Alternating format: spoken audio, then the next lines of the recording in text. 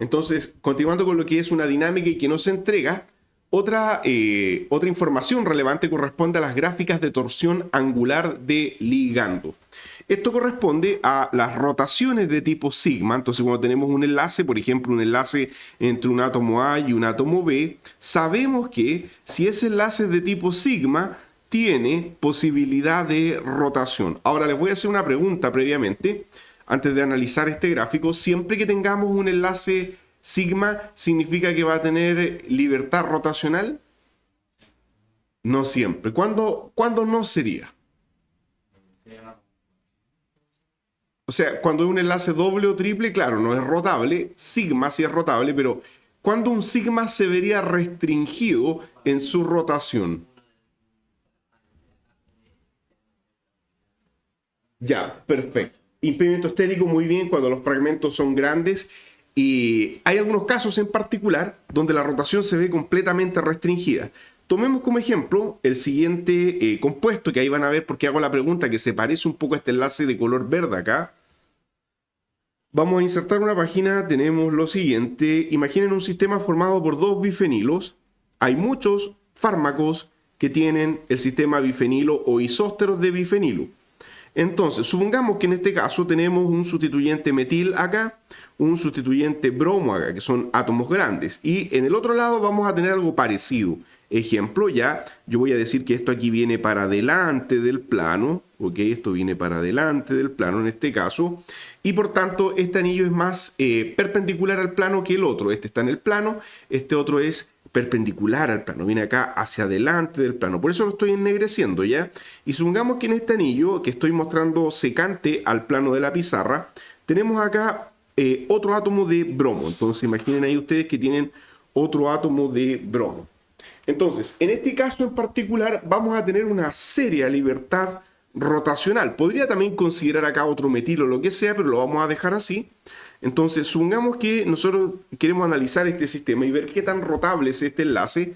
La verdad es que este enlace prácticamente no puede rotar, está completamente trabado. Acá, ahí atrás, lo que hay es un protón que ofrece poca resistencia a la rotación, pero el bromo, con este bromo y este metil, están trabados en el espacio. Ese tipo de situaciones da origen a un tipo particular de quiralidad, porque ese compuesto es quiral.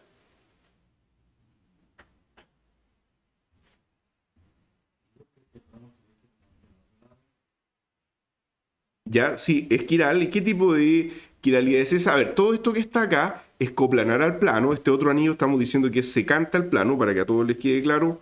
Es secante. Aquí no hay un carbono sp3, no hay un carbono quiral sp3. Pero tenemos un tipo particular de quiralidad que se llama quiralidad axial, que es a veces una quiralidad olvidada en el desarrollo de fármacos. Los sistemas bifenilos son muy comunes en varios tipos de fármacos. Y si colocamos sustituyentes voluminosos ahí, podemos tener dos situaciones. Entonces, les propongo lo siguiente. Vamos a ver la molécula desde acá, arbitrariamente. Voy a tomar este punto de vista. Y por tanto, vamos a hacer el siguiente esquema sencillo. Miren, vamos a hacer este esquema. Entonces, vamos a tener que, si lo vemos de ahí, si lo vemos desde esta parte, vamos a ver la molécula de esta forma. Entonces, yo voy a colocarme ahí para ver así esto. Y tengo que acá a mi izquierda va a haber un átomo de bromo. Acá al otro lado va a haber un hidrógeno. Y detrás lo que voy a ver acá arriba es un metil. Es un metil. Y acá abajo voy a ver otro átomo de bromo. Entonces, mucho cuidado porque ahí no estamos generando un carbono CP3. No hay, no existe. Pero sí ustedes están eclipsando los anillos, están eclipsando el enlace sigma. ¿Ok? Y por tanto tenemos que, ahora hay que tomar una determinación.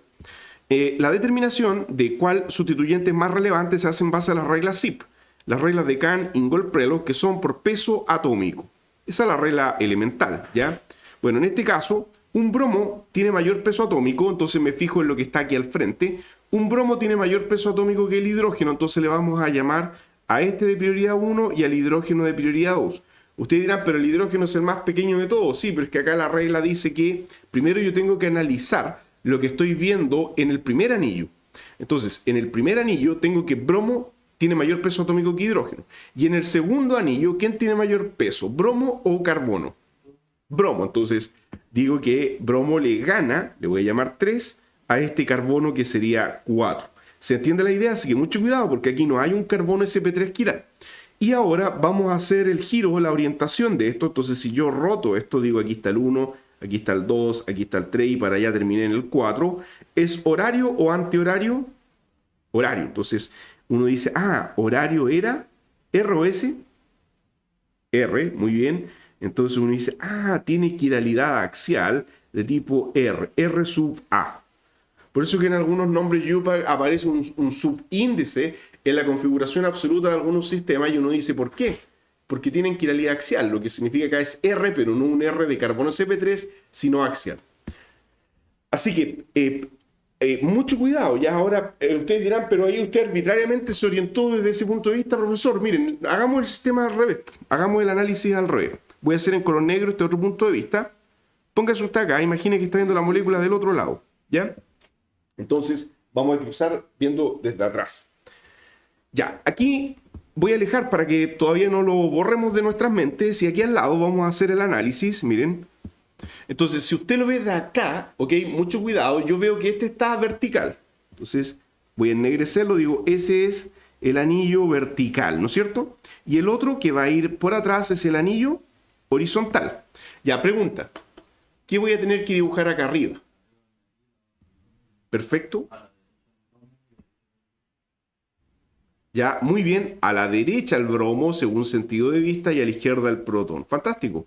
Entonces ahora usted dice, ¿cómo lo numero esto? Prioridad 1, peso atómico en el frontal primero, el bromo. Prioridad 2 sería el metil. Y ahora me voy a la parte de atrás. Tendría de prioridad 3, ¿no es cierto? Y prioridad 4 el protón. Entonces ahora si le damos orden a esto, ya yo digo prioridad 1, prioridad 2, prioridad 3 y termino para allá en el 4 que es ese protón. Entonces, de nuevo, ¿horario o antihorario? Horario. Entonces, es independiente del punto de vista. Sigue siendo quiralidad axial de tipo R. No depende de cómo ustedes decidan eclipsar el sistema. Lo importante es que lo hagan de forma ordenada. Y ahí van a poder asignar la quiralidad. Ya, entonces, no da lo mismo, por tanto, cuando tengamos sustituyentes en estas posiciones, porque podemos generar quiralidad axial y este sistema va a estar rígido con un ángulo aproximado de 90 grados entre los dos anillos.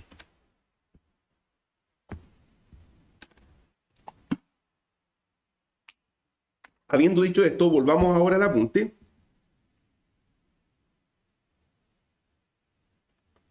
Y entonces la gráfica de torsión angular a través del tiempo nos marca primero aquí esto, bueno, esto es, ¿no es cierto?, simplemente un código de colores, nos marca los enlaces rotables relevantes de la estructura, o sea, átomo pesado, no están marcados los enlaces hacia los hidrógenos. Entonces tengo un enlace rotable acá, el hidroxilo, el carboxilo, el enlace rotable entre, ¿no es cierto?, el anillo de benceno y el sistema de tipo benzotiofeno, la amida, etc. Entonces, si ahora nos vamos a los gráficos de aquí abajo, tenemos que interpretar este código de colores que tenemos acá y tomemos como referencia el verde, ya que estamos hablando de quiralidad axial. Fíjense ustedes que este sistema acá, este sistema se parece al bifenilo. Y tengo dos sustituyentes en posición orto, y acá ustedes dirán, bueno, aquí no tengo nada. No, aquí hay un azufre y aquí hay un protón. Pero veamos el enlace en color verde acá abajo. Ahora, pensemos un ratito en la gráfica. Y lo primero que vamos a decir es que este gráfico circular, llamado un gráfico de tipo radial, este gráfico parte a tiempo cero con un ángulo que podemos ver acá. Miren. Entonces, esto se lee de adentro hacia afuera en todas las direcciones. El punto es que lo que tiene esto son los... El tiempo está implícito, o sea, a tiempo cero sería el punto del centro y tiempo... está muy grueso el trazo. Tiempo cero sería en el centro y tiempo fin de la simulación, que en este caso fueron 100 nanosegundos, la periferia del círculo. Entonces, vamos de adentro hacia afuera creciendo en tiempo. Y por otra parte, fíjense que aquí tengo el código de lectura. Dice 0 grados, 90, 180. y de manera inversa, ¿no es cierto? Sería menos 90 hacia abajo y menos 180 llegamos otra vez al mismo punto. Entonces,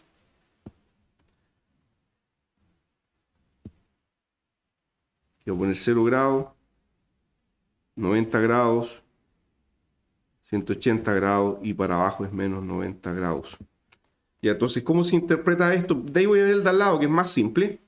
Pero acá hay un rectángulo ahí que no lo hice yo, esto no es arbitrario. Significa que a tiempo cero el ángulo de estos dos anillos era cercano a 90. Muy bien, o sea, los dos anillos están casi perpendiculares entre sí. Entonces, esto significa que el benzodiofeno está así, ¿no es cierto? Y el otro anillo está así. Entonces, si vamos para arriba, significa que a tiempo cero partí con una disposición de 90 grados aproximadamente. Los anillos están más o menos perpendiculares, ¿ok? No son coplanares. Eso es relevante.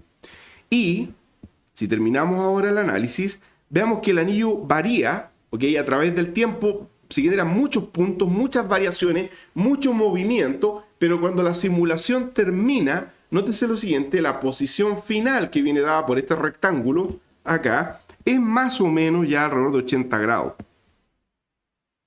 O sea, entre la posición inicial y la posición final, ¿qué podemos decir? Que el sistema permanece relativamente estable a través del tiempo. Y la mayoría de los ángulos se concentran en torno a 90 grados. En este pequeño abanico que se forma acá, podemos decir entonces que la disposición angular de esos dos sistemas permanece relativamente estable dentro de cierto espectro, más o menos, podríamos decir de, si es que vamos aquí, ¿no es cierto? El máximo acá serían 45 hasta 45 para el otro lado, un pequeño abanico aquí de variación más o menos 45. Pero entre inicial y final tenemos que hay apenas 10 grados de diferencia. Entonces, ¿qué nos dice eso? Que esa posición de la molécula a lo largo de la dinámica es bastante estable. Es una parte que no varía mucho.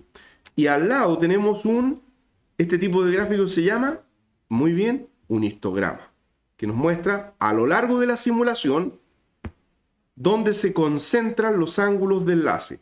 La mayoría de los ángulos de enlace se concentran cerca de 90. O sea, si somos puristas, la mayoría está acá en este valor que yo les dije recién, más o menos en torno a 80. Entonces el histograma, ¿qué nos dice? Que ese enlace no es un punto rotable relevante, permanece estable a través del tiempo. Es una porción de la molécula que no se mueve mucho, muy poco. Ya es una porción estable. Ahora, habiendo dicho esto, ¿cuál o cuáles creen ustedes que son las porciones que más se mueven? Ya, perfecto. Entonces, aquí en este gráfico de colores, ¿cuál color están pensando ustedes? Ya tenemos, por ejemplo, ya vamos primero al morado, porque fíjense, el morado tiene 3 poblaciones en el histograma, así se le llama. O sea, tenemos que adopta 3 conformaciones a lo largo del tiempo mayoritarias, siendo los extremos y finalmente aquí un valor central. Este morado tiene una gran dispersión en los ángulos de enlace. Entonces, si vamos arriba, el morado era el hidroxilo. Entonces, ¿eso qué significa? Que el hidroxilo tiene una gran fluctuación a través del tiempo. Conclusión relevante. Ustedes dirán, ¿y eso de qué me sirve? Pregunta, si eso tuvo una tremenda rotación a lo largo del tiempo, ¿podrían ustedes concluir de que esto estuvo amarrado por un puente de hidrógeno fuertemente? No, ¿no es cierto? Entonces, vamos a concluir de que este punto va a ser un importante punto de modificación estructural. ¿Por qué?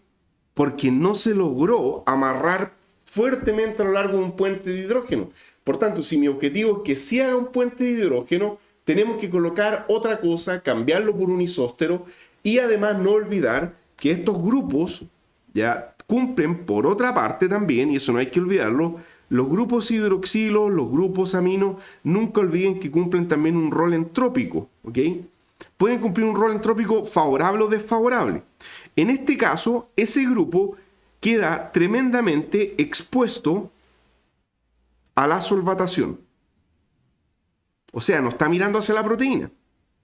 Ustedes dirán, ¿y cómo sabe eso? Bueno, ya vimos en la clase anterior todas las otras métricas, pero por solo volver a una, miren, por ejemplo acá, en esta métrica donde mostrábamos los tiempos de residencia, en color gris lo que se ilustra es la exposición al solvente a través del tiempo. Entonces, si se fijan, toda esta región de acá quedó bastante expuesta al solvente. Eso explicaría por qué este hidroxilo no hizo grandes amarres en cuanto a interacciones con residuos, pero cumple un rol entrópico, porque si esto está expuesto al solvente, nótese que esto es bastante hidrofóbico, pero el hidroxilo reduce esa energía porque es polar y solvatable. O sea, el hidroxilo reduce la energía de interacción, favorece la interacción con agua en esta región. Cumple un rol entrópico y no un rol estructural. Ya vamos de nuevo acá al gráfico. Pregunta, ¿cuál es otro enlace que permanece más o menos estable? Estable ahora. Vean en colores aquí, ¿cuál me pueden decir ustedes?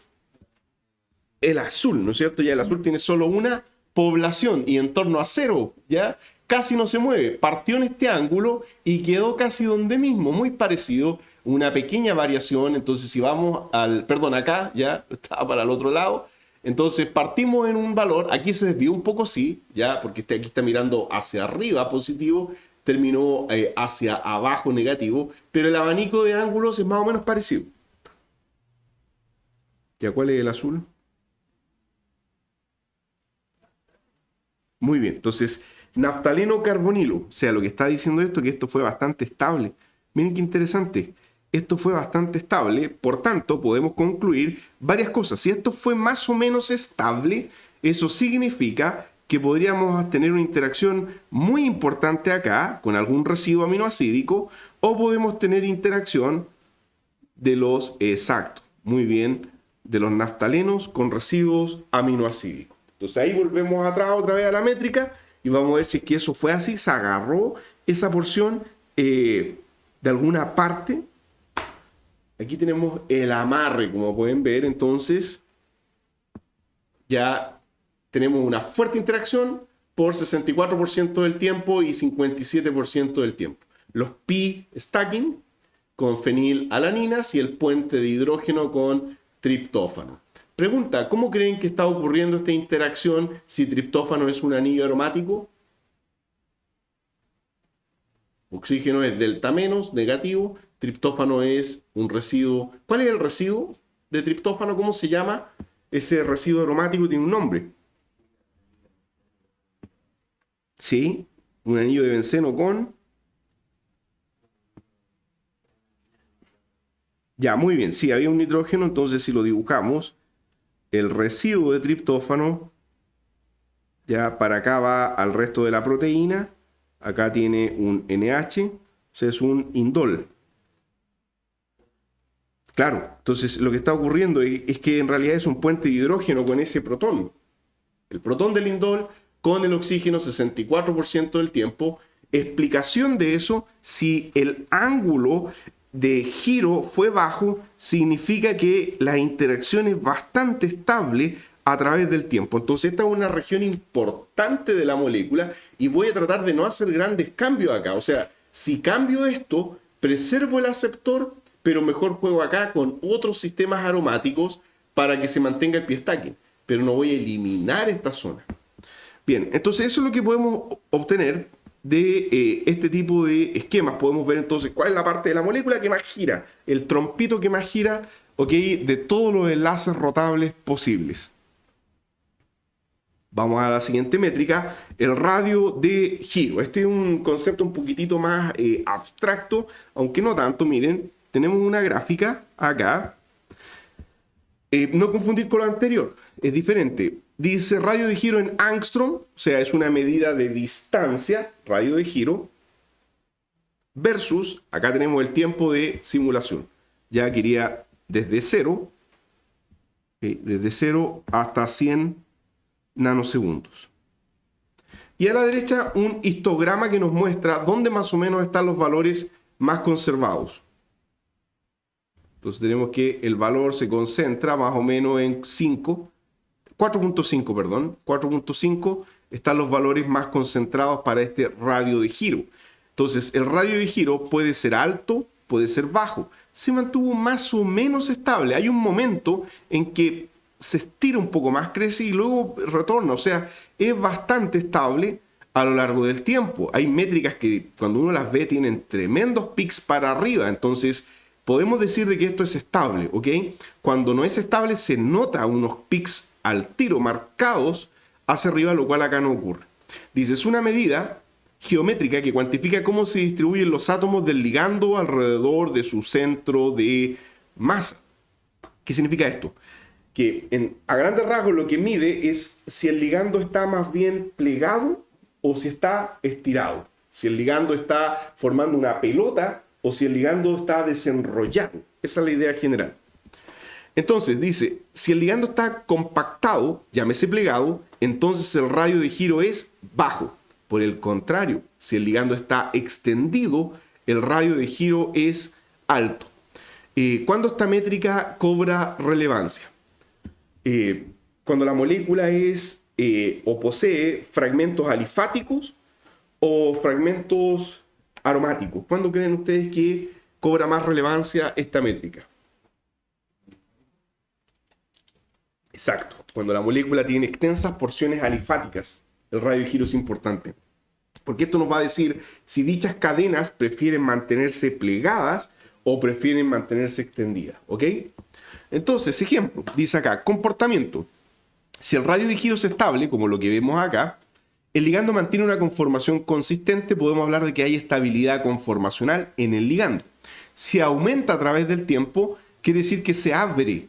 O sea, podríamos decir que hay interacciones que se están rompiendo o que comienza a exponerse al solvente, al agua.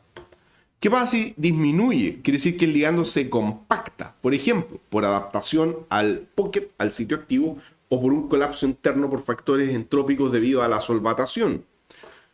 Si hay una alta fluctuación randomizada, quiere decir que la molécula es muy flexible y no está completamente anclada en el sitio activo. Entonces, en cualquiera de los casos, lo que vamos a preferir si queremos un buen ligando, que ojalá esto esté estable a través del tiempo o que alcance estabilidad dentro de los primeros nanosegundos de la simulación.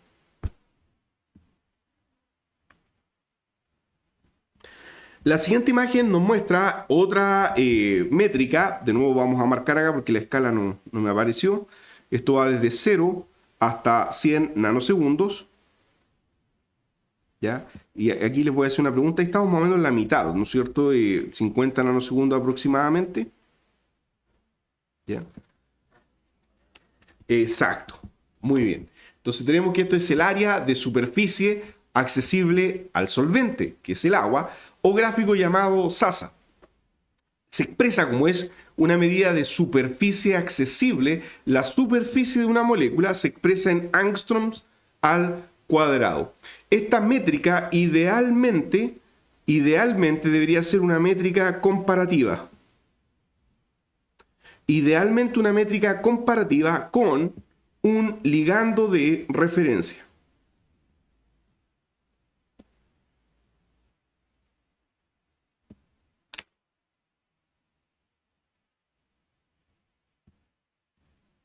Ya, y si tenemos entonces superficie accesible al solvente, significa que nos muestra qué tanto el agua solvata la estructura.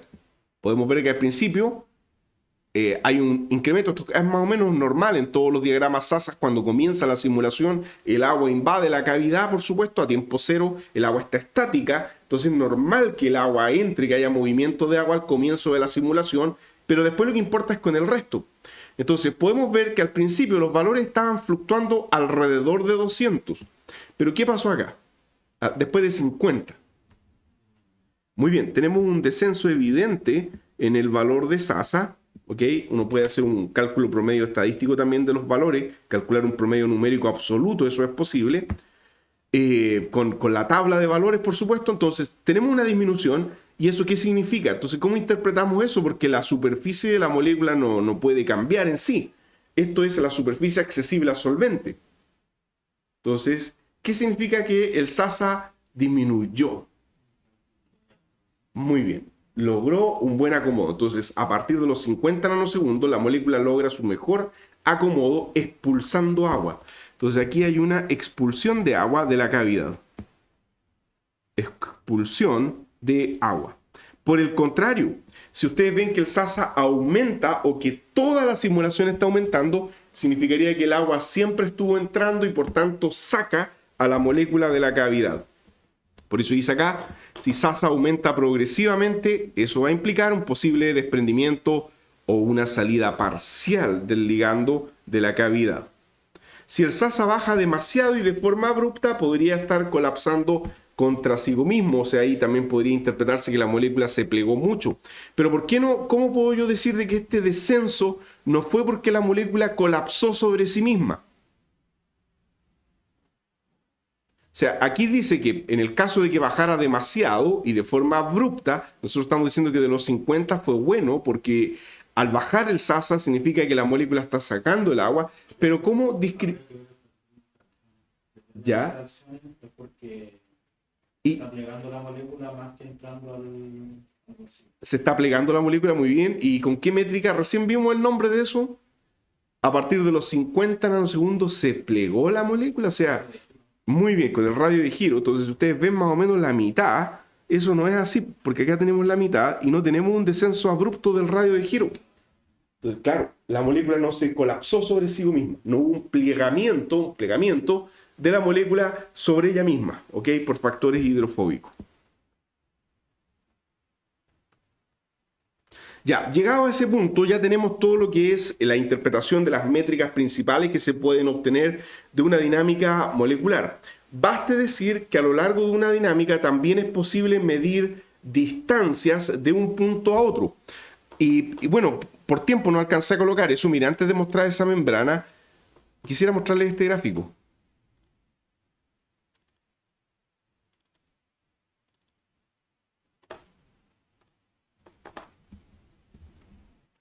Aquí ya no puedo rayar esto ya, entonces pongan atención.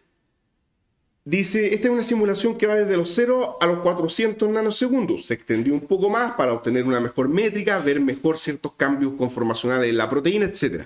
¿De qué cosa? De un ligando heterocíclico contra un receptor llamado GPR61, que hoy día es lo que se llama un receptor, le llaman receptores huérfanos a esto, que no se sabía cuál era el ligando endógeno, pero hoy día ya se sabe cuál es. Este es un ligando, un receptor que tiene un loop extracelular, el GPR61, tiene un loop extracelular y ese loop entra en la cavidad y autoactiva el receptor. O sea, es un receptor que se activa a sí mismo, no necesita de un ligando endógeno. Y cuando se activa a sí mismo, hay dos residuos que entran en contacto para la autoactivación, que son una leucina y una histidina. Si leucina e histidina están en contacto, el receptor tiene actividad constitutiva. Entonces, lo que se está mostrando acá es eso. La distancia entre dicha leucina y dicha histidina a lo largo de la simulación. Entonces, ustedes dirán, ¿qué métrica es esta? No es ninguna. Esto es algo que uno puede obtener, calcular de una dinámica. Yo puedo obtener qué distancia a lo largo de toda la simulación hay entre dos residuos claves que me interesan, que son la leucina y la histidina. En color azul es la proteína APO. ¿Qué significa esto? APO, proteína APO, significa la proteína sin el ligando, ¿cierto? APO es la proteína sola, ¿ya? Es un término común en dinámica. Entonces, en color azul vemos la fluctuación de la distancia de leucina e histidina a través del tiempo. Y el complejo ligando, dice acá, o sea, cuando se une el fármaco que estamos creando, nótese que mantiene más o menos la misma distancia, salvo en este punto que aquí empeoró la distancia porque aumentó dicha distancia, pero casi toda la simulación, hasta los 300 nanosegundos, se mantuvo más o menos parecido. Aquí al final aumentó. Pero ¿qué hubiese pasado si mi molécula desde un comienzo hubiese aumentado la distancia de separación, si el diagrama amarillo hubiese estado desde un comienzo? Por ejemplo, si la molécula aquí, boom, dispara la métrica amarilla todo el tiempo por sobre la métrica azul. No hay buena interacción y por lo tanto, en vez de actuar como agonista, estaría actuando como antagonista, porque está separando los residuos para que no haya interacción. Ya, así que también muy relevante eso, decirles que esto no es el todo de la dinámica. Ustedes va a depender de la imaginación y de lo que necesiten en ese momento, qué otras cosas se pueden calcular con dinámica molecular. Bien, volvamos al apunte.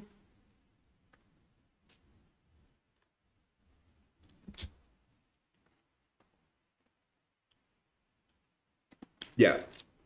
Bueno, el día de mañana, cuando ustedes pidan una simulación o la traten de hacer por ustedes mismos, como sea, si trabajan con proteínas de membrana, surge una pregunta bastante compleja, que es ¿dónde coloco la membrana? Y a la derecha tenemos el canal de calcio TRPC6, que es que nuestro caballito de batalla que estamos estudiando. Y este TRPC6 tiene acá la membrana Pope, y ya se la expliqué en la primera clase, que era un fosfolípido de membrana de los más utilizados para estas simulaciones. Y esta ubicación de la membrana acá, bueno, este es el extracelular, ¿ok? Este es el extracelular, este es el intracelular. La ubicación de la membrana es calculada de manera automatizada por la plataforma. Entonces, uno dice, ¿cómo lo hace? ¿Cómo sabe que la membrana tiene que ir ahí, no un poquitito más arriba o un poquitito más abajo? Porque obviamente hay valores tabulados para más o menos dónde tiene que ir, pero hay una respuesta más fina a esto. El problema de dónde colocar la membrana. Bueno, resulta que hay una plataforma, que se las voy a mostrar ahora, que se llama OPM, que significa orientación de proteínas en membranas, de su sigla en inglés, ¿ok? Orientación de proteínas en membranas, donde ustedes buscan la proteína de interés y les da las coordenadas donde debe ir la membrana, ¿ya? Entonces, miren, vamos a hacer la búsqueda.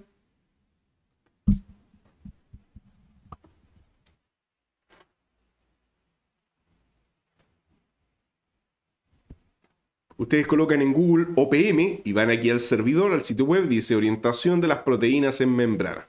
Ya, entonces, si están trabajando con una enzima citosólica, no hay problema. Una enzima citosólica no requiere membrana. Tremendo problema menos, porque la simulación es más rápida, más liviana, no hay que analizar este tipo de cosas. Así que es maravilloso, ya las enzimas en cierto sentido son más fáciles. Pero cuando hay que colocar membrana empiezan a surgir estos problemas. Pues miren, acá por ejemplo, si ustedes escriben aquí arriba TRPC6, ya nos tira varios resultados y uno dice, ¿y cuál escojo? Bueno, con el que estábamos trabajando nosotros, acá, específicamente este canal es el canal código PDB, ya CUZ8. Entonces, yo ya sé cuál es el código con el que estoy trabajando. Entonces, si ahora vamos acá a OPM, yo busco el código y acá está. Entonces, ahí está. CUZ8, me fijo que esté bien. Dice que es un canal humano, ¿ok? Entonces, este es.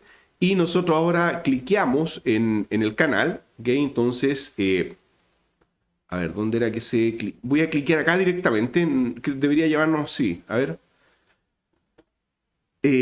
Ya, para ese código y varios otros más ahora nos despliega más opciones, entonces lo vuelvo a buscar. Aquí lamentablemente si primero entrega esa búsqueda general, ahora nos da la búsqueda específica. Entonces aquí si se me pasa ustedes me ayudan. El 6UZ8, por ahí debe andar dando vuelta. Si se me pasa me avisan. Ahí está, 6UZ8 humano. Ya, entonces voy a entrar acá. De nuevo. Ahí está. Entonces miren, aquí hay cierta información. Ya, aquí está la membrana y dice que el grosor, ya dice, de la membrana son 32 angstrom, ¿ok? Entonces, el fosfolípido ocupa 32 angstrom de profundidad, ¿ok? La parte hidrofóbica. ¿Qué más podemos decir? Nótese que la membrana está más situada hacia arriba que hacia abajo al centro, ¿no es cierto? Está bien arriba. Recuerden que acá está el extracelular y acá está el intracelular. Ya, pregunta. ¿Qué significa este valor que por aquí aparece? Hay un valor de energía. Así que me ayudan ya. En alguna parte debería estar reportado un valor de energía en kilocalorías por mol. Acá está. Dice delta G de transferencia menos 266.4 kilocalorías por mol. Entonces, en este servidor han estimado este valor.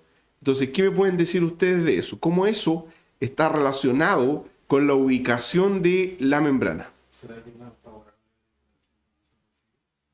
Exacto. ¿Ya? Y por tanto, ¿qué tan favorable es? O sea, ¿qué pasa si yo muevo la membrana? ¿Qué va a pasar con el valor de delta G si yo pongo la membrana en el centro, por ejemplo? Va a cambiar, ok, muy bien. Y por tanto, ¿cómo se va a volver? ¿Más negativo o más positivo? Si ya el mínimo, exacto, muy bien. Entonces, este valor nos dice que esta posición es la más favorable porque se ha escaneado la posición de la membrana a lo largo de toda la proteína y el mayor desprendimiento de energía se obtuvo cuando la membrana estaba acá. Por tanto, eso significa que muy probablemente acá hay un mayor entorno de residuos hidrofóbicos en contacto con la membrana. ¿Ok? ¿Y de dónde se sacan las coordenadas de la membrana? Sí, de acá. Ahora, para poder tener esas coordenadas, usted hace lo siguiente. Simplemente ahí donde dice download, te descarga y eso se lo abren con la plataforma que estén trabajando y les coloca la membrana justo ahí. Entonces ahí tienen una forma estandarizada. Ustedes dirán, bueno, pero tengo que darme la molestia de hacer esto. Dicen que es muy recomendable porque si otro investigador quiere reproducir la dinámica que ustedes están haciendo, lo pueden reproducir de acá. O sea, permite la reproducibilidad de la dinámica que acaban de ejecutar, para que otro investigador no coloque la membrana donde se le dé la gana. Es para eso, ¿ya? Así que mejora la reproducibilidad del cómputo. Y lo último, solamente decir, dice acá, subunidades del receptor 4, y se mencionan acá cuáles son los aminoácidos numerados que están en transmembrana. Dice segmentos de transmembrana de la cadena A, B, C y D. ¿Okay? Recuerden que esto es un tetrámero. Y nos muestran los números de cuáles son esos residuos que quedan aquí anclados a la membrana. Entonces uno podría replicar esto manualmente de forma aproximada, pero aquí ellos ponen a disposición, dice descarga, para que uno lo pueda abrir en la plataforma. ¿Qué cosita más? Bueno, si alguien no lo quiere hacer de esta manera, uno puede comparar ya esta métrica con lo que uno ha hecho y hay dos métricas que uno compara. Se compara lo que se llama la profundidad, esto que estábamos viendo acá, o sea, cuántos angstrom quedan para afuera y cuántos angstrom están en la membrana. Y aparte de eso se compara lo que se llama el tilt o el ángulo de desviación. Porque ¿qué ángulo tiene la membrana con respecto al receptor? 90 grados, ¿ok? No tiene por qué ser así. Hay algunas proteínas que quedan más bien, por ejemplo, por el intracelular, que están así como dobladas. Así que no tiene necesariamente por qué ser así, pero también podemos comparar el ángulo de la proteína con la membrana. En este caso, el ángulo, ¿cierto?, es más o menos 90 grados entre la membrana y la proteína. Entonces yo puedo ver cuánto me puedo desviar, ¿ok? Dicen que menos 5 grados es razonable y que 5 angstrom también es razonable variar en la profundidad cuando lo hacemos con otra plataforma. Ya, habiendo dicho eso, ahora si vamos acá, ¿qué podemos decir? Que la plataforma versus el servidor OPM generan una disposición similar, no igual, por supuesto, pero similar. ¿Dónde, por ejemplo, diría yo que fallan? En el tilt, en el ángulo, porque aquí la proteína quedó un poquito más oblicua respecto a lo que nos entrega la plataforma, ¿ya? Entonces, hay variaciones. ¿Qué es más correcto, la plataforma o el PC? Hay que correr las dos. Y miren, eso les voy a mostrar ahora. Para sorpresa nuestra, porque nosotros en su momento, cuando estábamos estudiando esta cosa, ejecutamos la simulación con ambas situaciones. Y miren lo que pasó. Después de una minimización inicial, uno arranca esto y uno lo deja por lo general no más de 10 nanosegundos para ver si es que esto se estabiliza. ¿Ok? Entonces, por ejemplo, acá observen lo siguiente. Después de tirar una minimización inicial corta para ver, ¿no es cierto?, que esto se relaje un poco. De hecho, hay investigadores que tiran 1 nanosegundo a veces. Pero aquí nosotros simulamos un poquito más para ver si es que esto se estabilizaba inicialmente. Y vean lo que pasó con OPM. Los fosfolípidos se metieron dentro del receptor, como que inundaron el receptor y quedaron mucho más dispersos que con la membrana que daba la plataforma por defecto. ¿Sí?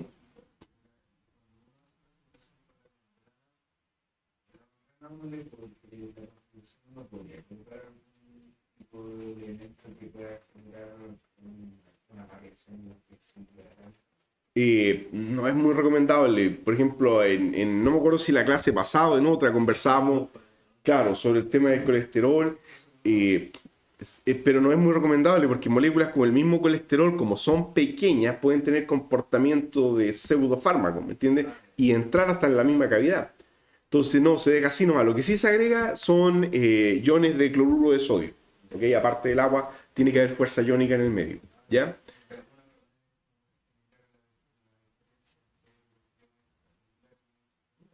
Claro, claro, exactamente. Pero sí se podría, mira, la observación es interesante y pertinente. Sí se podría, Jonathan, hacer esto. Si es que eso no está dando muy bien, uno puede variar el fosfolípido de membrana. Habíamos dicho que el POUP era uno de los más ocupados porque al tener esta cadena etanolamina, que es más chica o menos cabezona, permite que las cadenas se compacten mejor. Pero a lo mejor ese no es el caso acá. Tal vez deberíamos probar con este otro POUP, sí, que tiene acá una colina y por tanto a lo mejor esa ya permite un acomodamiento más normal y espaciado. Entonces, tal vez ahí podríamos cambiar, más que agregar otras moléculas exógenas, ¿ya? Ya, entonces, perdón, ya ahí para sorpresa nuestra la cosa con la plataforma se deformó bastante, mientras que como lo entregaba el Desmond por defecto quedaba mejor. Entonces lo dejamos así. ¿Qué más? Miren, acá está la simulación completa. Ahora después dijimos igual, hagámoslo por si acaso. 100 nanosegundos. ¿De qué cosa? De la simulación completa con la membrana. Ya, es el punto. Con la membrana OPM. Ya, y tenemos el RMC de la proteína y del complejo. Entonces acá pusimos nuestro ligando de referencia, el BT11, en este sistema OPM. Dijimos, a lo mejor igual se estabiliza. No, pues no se estabilizó en color azul. La proteína fue siempre subiendo. Y por tanto, si sigue subiendo, eso significa que 100 nanosegundos no nos permite ver nada. O sea, se vuelve una dinámica inservible porque no hay estabilización. No se puede confiar en todas esas métricas que vimos si es que la proteína no alcanzó estabilización. Y con esto ya podíamos responder y decir que en realidad no convenía hacerlo con esa membrana de OPM. ¿Ok? No estaba dando la mejor métrica. Ya. Ahora, ¿cómo terminamos de validar una dinámica molecular? Y esto es lo último. ¿Cómo uno puede decir esta dinámica está dando resultados relativamente estables, predecibles? A todos los investigadores les va a dar más o menos lo mismo. Así como validábamos un docking, se puede validar una dinámica por repetición de la misma, cambiando las condiciones de tiempo cero. Entonces, la validación se hace con este protocolo llamado la aleatorización de la semilla de la dinámica. O sea, los 100 nanosegundos o 300, 400, lo que sea que usted haya hecho, tiene que repetirlo de nuevo. Yo sé que esto es una lata, porque como estos son cálculos largos que demandan el uso intensivo de la plataforma computacional, muchas veces implica que 1 o 2 días o lo que sea uno no va a poder ocupar el sistema, ¿ya? Y ustedes dicen, ¿y cuánto tengo que repetir? Claro, exactamente. Ojalá unas 3 veces. ¿Ok? O sea, al menos repetir una vez. Pero idealmente, claro, si uno repite 3 veces... ¿Y los aleatorios de la pose del No, cuidado. Ya, es que este concepto de semilla, eso es lo que vamos a aleatorizar, es un poquitito abstracto y eso es lo que pretendo explicar ahora. Mucho cuidado, no es la pose, ¿ok? La pose a tiempo cero ustedes no la tocan. La pose a tiempo cero es siempre la misma. Así que muchísimo cuidado porque si cambian eso, sin duda alguna pueden haber cambios drásticos en la dinámica. Así que no es la pose, mucho cuidado. La pose, uno ya hizo todo el docking, uno validó el docking, uno le calculó MGBC al docking. Entonces, la pose a tiempo cero, uno dice ya, esta es mi pose.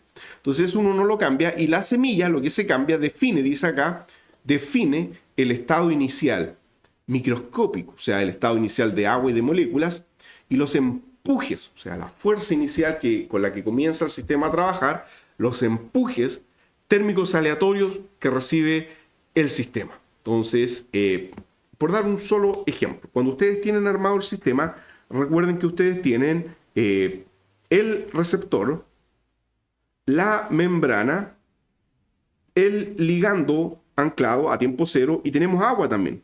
Entonces tenemos moléculas de agua que, por ejemplo, van a estar acá. Entonces, a tiempo cero, recuerden que las leyes de Newton empiezan a operar y yo podría decir, bueno, tal vez esta agua se mueve así, tal vez este lípido ejerce presión acá, tal vez este otro lípido ejerce presión así, tal vez la proteína, ¿no es cierto?, tiene una vibración en este sentido. Bueno, eso sería todo el estado microscópico a tiempo cero llamado la semilla, que son los vectores de inicio de la simulación, pero alguien podría decir, pero no, a lo mejor esta agua se quiso mover primero para este otro lado. Tal vez el fosfolípido de membrana no vibró hacia allá, sino hacia arriba. Entonces ahí tengo otro conjunto de vectores de inicio. Y por tanto, si yo cambio eso, la simulación va a cambiar. ¿Cuándo se valida? Si al cambiar eso, los resultados en promedio son parecidos. Si usted al variar eso obtiene resultados muy disímiles, quiere decir que su dinámica no es confiable. Entonces, de nuevo, volvemos a este concepto de semilla. Primero, la semilla no define la estructura inicial del sistema, o sea, las coordenadas, lo que yo acabo de decir a tiempo cero de la proteína ligando. Eso no se cambia, es lo mismo. La semilla no define la caja de simulación. Yo no voy a agrandar o achicar la caja de simulación. La caja de simulación es siempre la misma. Y usted dirá, ¿y de cuánto es más o menos? Bueno, la caja de simulación depende de la proteína. ¿Okay? Por lo general, la caja contiene la proteína y un buen pedazo de membrana más agua. O sea, son cajas bastante grandes.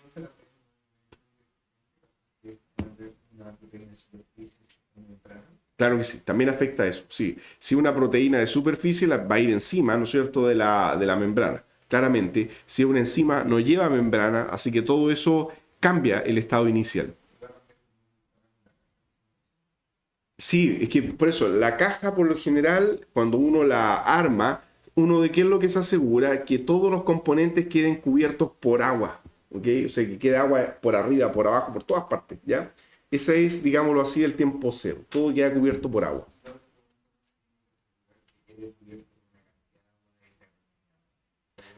No, eso lo calcula automáticamente el sistema. Claro, al menos así lo hemos visto nosotros. Pero sí, cuando uno está configurando esto, uno puede jugar con las coordenadas. O sea, con esto, con el X y Z, ¿ya? Uno ve si es que la caja es muy chica, uno la puede ir ampliando un par de angstrom para que quede todo el sistema cubierto de agua. ¿Ok? Recuerden que contra más grande, eso sí, el problema es que va a gastar más tiempo computacional. La semilla no define finalmente, como dice acá, las fuerzas determinísticas, el campo de fuerza aplicado, las energías o cargas electrostáticas, las interacciones de Van der Waals, etc. Entonces, lo podríamos entender como esto. O sea, usted tiene dos formas de abrir una puerta inicial. Abrirla de manera brutal, mandarle una patada o, ¿no es cierto?, abrirla de manera suave. Tenemos dos semillas que van a producir, en teoría, el mismo resultado, porque el resultado final es abrir la compuerta, pero lo estoy haciendo con un método inicial de empuje diferente. ¿Ya? Entonces, por eso vuelvo un poco aquí un poquitito abstracto este concepto y usted tiene que reportar el valor de la semilla, ¿ok? Entonces, el valor inicial, que se define por un valor numérico, cuando uno hace el arranque, aparece un número aleatorio que el sistema entrega, pero ese número es un resumen de todas estas posiciones iniciales, fuerzas iniciales, y por tanto, el número de semilla se debe reportar. ¿Para qué? Para que otra persona, cuando replique esto, coloque el mismo valor y llegue al mismo resultado. Entonces, es para poder reproducirlo en otra parte, en otra plataforma. Ya, dice acá. ¿Cada dinámica tiene por defecto una semilla diferente? ¿O? Sí, claro, está aleatorizado por defecto. Claro, uno la cambia. Nosotros hemos visto que aparece un número arbitrario. Uno dice, ¿qué es ese número? De nuevo, es un poco abstracto. Ese número es simplemente, podríamos decirlo así, un código que representa todas estas variaciones microscópicas. ¿Ya? Y uno la aleatoriza, se genera otro número, uno lo copia y así uno puede reproducir ese número en otra plataforma. Dice acá, validación de una dinámica, aleatorización de la semilla de arranque. Idealmente se ejecutan 3 hasta 5 réplicas a veces. Se reporta el valor numérico de cada semilla. Se debe analizar si hay un comportamiento promedio, estable y similar. Es un comportamiento promedio, similar. Es posible reportar métricas numéricas promedio entre dinámicas se puede hacer.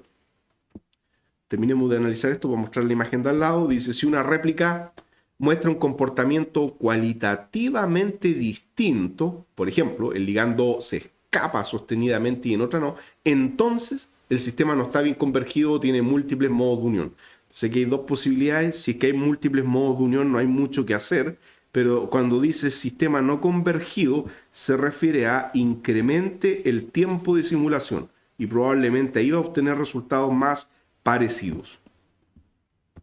Y finalmente, la semilla puede entenderse como A, velocidades iniciales de los átomos, B, temperaturas y presiones iniciales en cada átomo en particular, ubicación de los iones en medio acuoso, claro que sí, recuerden que se colocaba cloruro de sodio. Entonces uno dice, pero ¿y dónde pongo cada sodio y cada cloro? ¿Afecta la dinámica? Sí, yo los puedo cambiar de posición y eso también me da un empuje inicial diferente. Así también la orientación inicial de las moléculas de agua. Recuerden que el sistema aleatoriamente pone las moléculas, pero las moléculas de agua no son esféricas. Pueden estar en una orientación, pueden estar en otra orientación, pueden estar completamente para abajo. O sea, todo eso va a cambiar, ¿no es cierto? Si es que la molécula inicialmente se va a mover para un lado o para el otro. Así que no da lo mismo cómo estén orientadas las aguas a tiempo cero. Ya, y todo eso se automatiza con el famoso número de semilla. Nadie va a estar a mano moviendo miles de moléculas de agua a tiempo cero. Entonces, ejemplo, miren acá, este es el famoso ligando de referencia GSK. GSK es una droga de estudio que activa el canal TRPC6. Aquí está nuestro GSK, ¿ok? Aquí una dinámica y aquí otra dinámica haciendo esto que se llama cambiar la semilla. Nótese lo siguiente, interacciones hidrofóbicas con fenilalanina 679, lo mismo acá. Interacción de pi stacking, y ahora vamos al tiempo, por un 50% del tiempo, dice ahí, con fenilalanina 675. En la semilla duplicada, más o menos lo mismo, un 49% del tiempo con la misma fenilalanina 675. Entonces, ¿qué podemos decir? Que esa dinámica está validada, ¿ya? El SAS, alguien puede decir, cambió un poco, ¿no es cierto? Partió aquí mucho mejor, después al final crece un poquito, entra el agua, pero acá partió más o menos estable a lo largo del tiempo y también tuvimos un pequeño crecimiento de agua, pero se mantuvo siempre por debajo de 200. En cambio acá estuvo por debajo de 180, pero después creció hasta arriba de 240. Entonces hay fluctuaciones en el agua, obviamente porque no son dinámicas idénticas. El número de contactos totales también ya lo vimos. Y el perfil de interacciones, muy parecido al perfil de interacciones, muy similar, con los mismos residuos, los mismos tiempos o fracciones, salvo que aquí entró un poquitito más de agua cerca de esta paragina, la barra de color azul, y convergieron, la proteína converge, en los dos casos la proteína converge. Entonces en color azul tengo que la proteína converge y acá también. Acá estuvo bastante estable, con un girazo que le pasó aquí en algún momento, algo rotó ahí. Acá fue más o menos similar toda la simulación. Entonces, ven que hay pequeñas diferencias, entonces se generan pequeñas diferencias, pero uno tiene que analizar el contexto de todo eso. Entonces aquí podemos decir que está validado. Ya ahí se ve bastante bien. Claro, habría que hacer una tercera, ojalá, ya, pero con esas dos es para efectos pedagógicos comparar. Pero vean qué pasó acá. Aquí los resultados no fueron muy esperanzadores. Entonces aquí tenemos un derivado parecido al compuesto que estábamos estudiando sin el grupo hidroxilo en esta posición. Ahí el compuesto HIT nuestro llevaba un hidroxilo, este no lo lleva, ¿ok? Entonces acá no lo tiene. ¿Y qué es lo que hacía? Hacía varias interacciones, pero algunas mediadas por agua. ¿Eso era bueno o malo que el agua mediara interacciones o era indiferente? ¿Qué es lo que hemos dicho? Claro, no es muy bueno que el agua sea la mediadora de interacciones entre los residuos y los grupos funcionales. ¿Ya? Exacto, pueden ser falsos positivos, el agua es súper entrópica, está o no está, entonces, claro, aquí uno dice, hizo varias interacciones, sí, pero miren, hicimos una semilla distinta y se fue todo al infinito y más allá, esas aguas salieron, pero perdimos, por ejemplo, la interacción indirecta que teníamos acá con el triptófano 680, que según esto el agua aparentemente la preservaba, aquí no preservó nada. Entonces, ¿qué es lo único que tuvimos? Un pi stacking. Por lo menos sí, con la misma fenilalanina que el ligando de referencia. Ahí no se ve muy bien el número, pero esa es la fenilalanina 679, que es el mismo residuo que hace con el ligando de referencia GSK.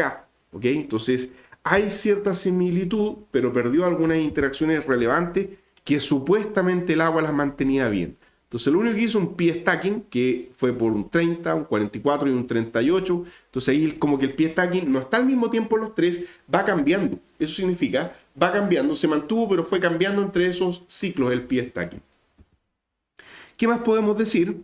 Por ejemplo, al hacer la réplica, acá, al hacer la réplica, los contactos totales partieron cerca de 8 y después tienden a bajar. Acá al hacer la réplica, los contactos totales se mantienen siempre más o menos estables. Entonces, contactos totales, alrededor de 9 contactos, muchos de los cuales eran mediados por agua, estos falsos positivos. ¿Por qué aquí baja un poco? Porque no hay agua haciendo contactos. Perfil de interacciones, aquí también sorpresa. Entonces, a ver, así a grandes rasgos. Izquierda o derecha, ¿cuál tiene un perfil más hidrofóbico? Muy bien. Derecha, perfil más hidrofóbico. Esta barra gigante, ahí está la fenilalanina 679, el que salvó la molécula por lo menos de que quedara anclada al sitio activo. Interacción relevante. Ese aminoácido es importante. Entonces hubo un cambio, ¿ok? ¿Qué significa esto? Que tal vez la primera dinámica no era muy confiable. ¿Qué habría que hacer? Más que especular de distintos modos de unión, cuando hay agua, repetir esto hasta la quinta repetición idealmente, y ahí probablemente la mayoría va a dar con un perfil hidrofóbico. Y finalmente acá tenemos el RMCD. El RMCD fue mejor a la derecha. ¿Por qué? Porque si bien es cierto hay fluctuación hasta los 20 nanosegundos, después tenemos una estabilización bien buena hasta el final. Entonces yo confío más en esta dinámica de la derecha que en esta de la izquierda, que aparentemente bajó, ¿no es cierto?, el RMCD, pero luego igual tuvo fluctuaciones grandes. La escala, sí, que hay que ver la de la derecha, y lamentablemente aquí está tapado, no lo alcanzo a ver bien. Buen punto, miren, muy bien. Creo que aquí dice cerca de 2,5 parece el valor ahí. A ver, ese, sí, 2,5 app. Ok, entonces tengo esta fluctuación acá, entre 1,5 y 2,5 app, en ese rango, o 3. Y esta otra, claro que sí, pues no me había fijado en eso, buena observación. Ahí creció bastante, se pegó el menso giro para arriba alrededor de 12. ¿Sí? Alrededor de 12 angstrom, porque ahí el RMC significa que hubo... ¿Qué significa eso? Que hubo un cambio en el modo de unión drástico. No significa que salió, significa que el modo de unión giró completamente. ¿Okay? Lo que se explica abajo con el diagrama que vimos aquí abajo de los tiempos de residencia. ¿Ya? ¿Cuál de los dos expulsó mejor el agua? El de la derecha, eso también no hay duda, ya de que, claro, el girazo que se mandó no fue todo tan malo, porque ya perdimos la interacción con nuestro triptófano estrella, pero sacó casi toda el agua del sitio activo. Entonces, tiene un modo ahí que logró acomodarse sacando el agua. Claro, habría que ver si que el receptor se va a activar solo con la interacción con fenilalanina 679. Tal vez sí. ¿Por qué? Porque el ligando de referencia solo hace la interacción con la fenilalanina, con una de esas fenilalanina. Y no es la misma, miren. Ahora me doy cuenta, es 675. Hidrofóbica, claro, es una de las que está al lado. A ver si, por ejemplo, lo vemos acá. Ahí están. Ahí está la 675 y aquí al lado la 679. Entonces, una hipótesis, solamente saber si que se va a abrir o no el receptor con alguno de esos pies stacking.